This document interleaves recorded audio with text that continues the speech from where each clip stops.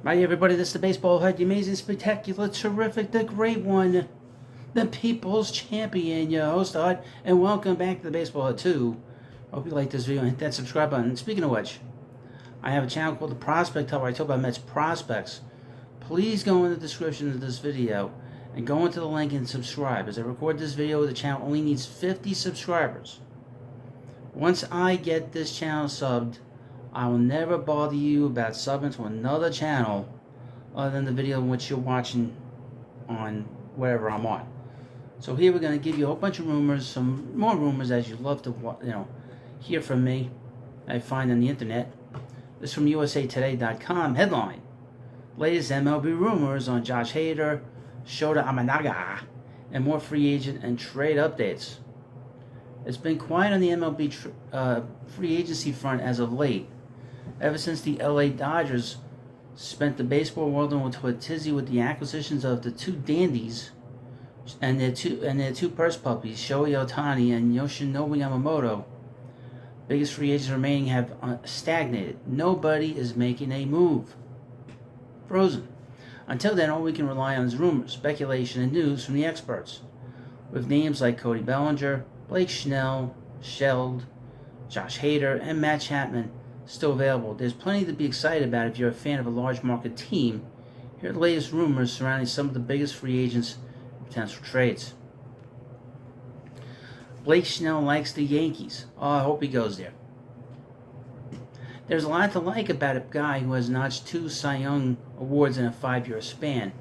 When it comes to the Yankees and Blake Snell, the feeling is perhaps mutual. The reason why he has not gotten a deal yet, he's a weird guy. He's a little mercurial. SNY's Little Andy Martino wrote in his Thursday column that Snell has privately expressed an interest in playing for the Yankees, though he has plenty of other suitors. Okay, we'll see about that.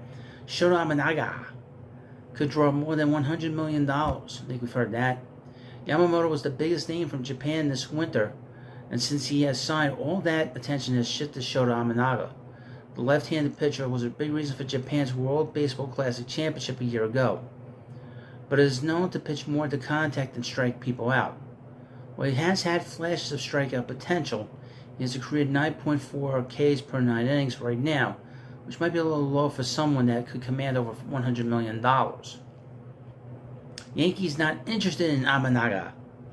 The New York Yankees need starting pitching, but New York Post John Heyman believes the team views Imanaga as more of a fly ball pitcher than anything else.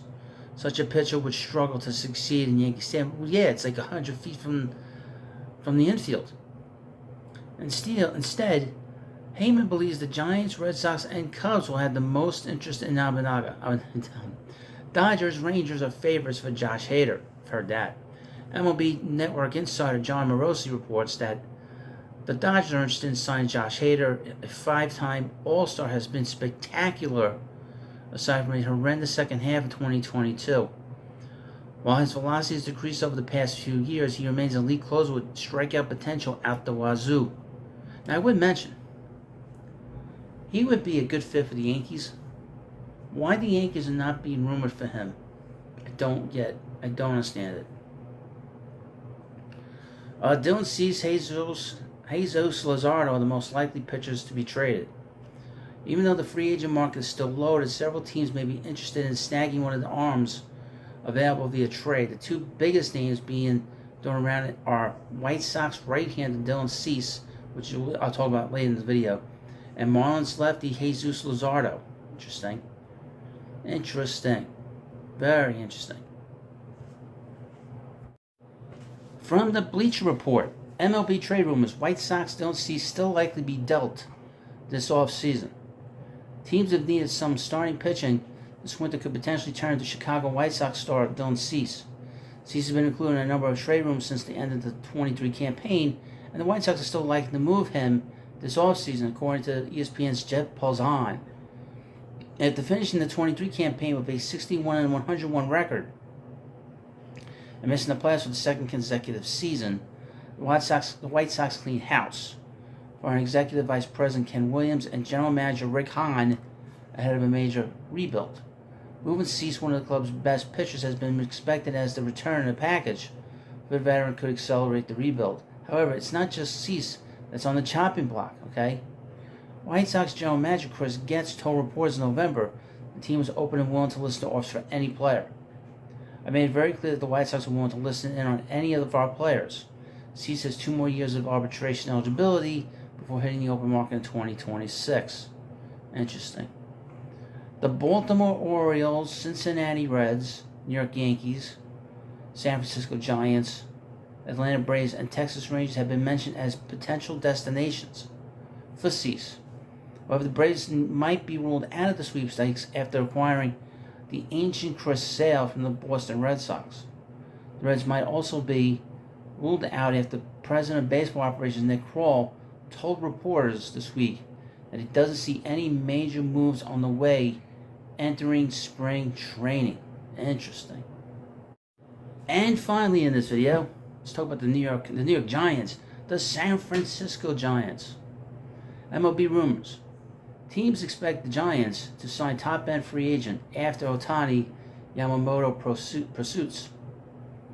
The frustration among San Francisco Giants fans for the team's many failed free agent pursuits in recent years may finally give way to at least one notable addition before this offseason is over.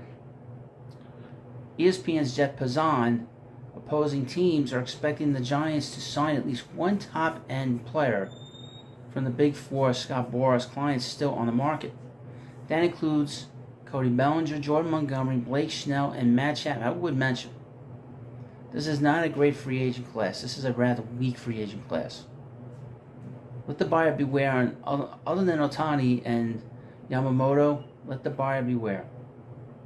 The Giants are a living embodiment of an old saying, always a bridesmaid, never a bride.